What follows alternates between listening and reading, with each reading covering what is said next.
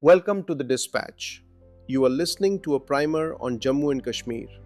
In episode 37, we talk about the Quit Kashmir movement that National Conference launched against Maharaja Hari Singh in 1946. The Quit Kashmir movement of 1946 marked the most serious confrontation between the National Conference and the Dogra monarchy in the final years before independence. Though often discussed through contemporary political lenses, its origins and trajectory lie in the specific constitutional and social conditions of the mid 1940s when Jammu and Kashmir was negotiating the pressures of reform, public expectation, and a rapidly changing subcontinent. The call for Quit Kashmir was issued by the National Conference, led by Sheikh Muhammad Abdullah, in the spring of 1946. The slogan, though echoing political developments in British India, arose in a fundamentally different context. It was aimed not at colonial authority but at what the party described as obsolete feudal arrangements and the absence of responsible representative government within a princely state. The campaign positioned itself as a constitutional demand for the reform of political structures rather than a revolt against the state's territorial integrity. The movement drew support primarily in the Kashmir Valley, where the National Conference had, over the previous decade, built a large and disciplined following. Public meetings in Srinagar and district towns attracted students, artisans, small traders, and educated professionals. The party framed the agitation around four broad themes: civil liberties, representative governance, fair administration, and alignment with the constitutional changes unfolding in the rest of India. Although the movement used strong language, its declared methods remained within the limits of peaceful protest. The state's response was immediate and firm. The Dogra administration viewed the movement as a direct challenge to the Maharaja's authority and a threat to administrative stability.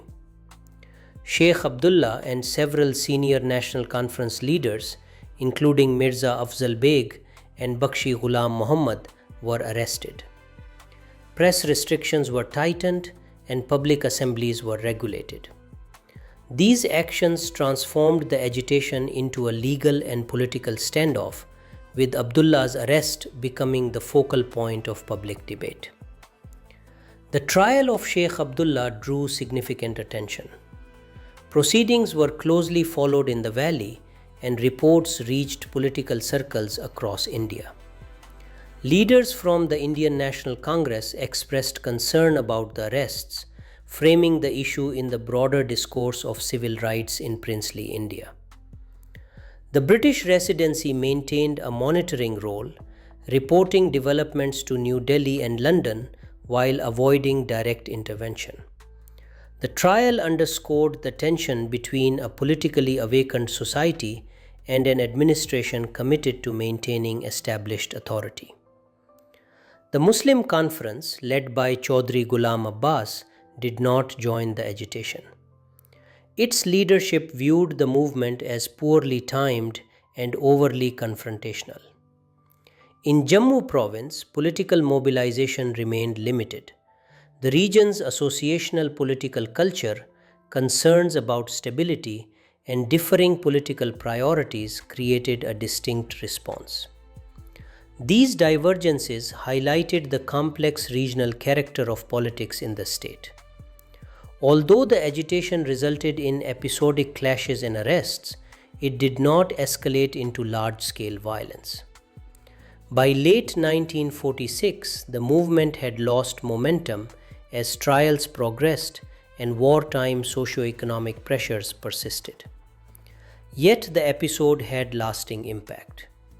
It confirmed the National Conference's position as the dominant political force in the valley, intensified public awareness of constitutional questions, and revealed the growing limitations of the princely state's administrative framework in an era of mass politics.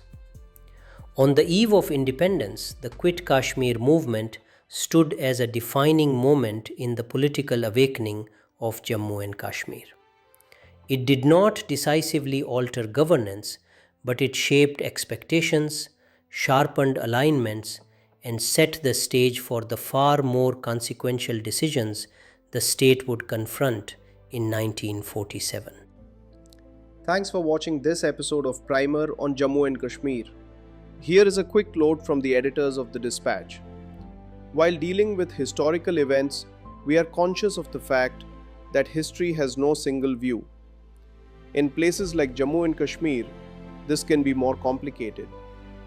While explaining the events of history through this primer, we are taking the best possible care to be objective and to offer context wherever views differ starkly. We welcome you to write to us and enrich the knowledge base on Jammu and Kashmir.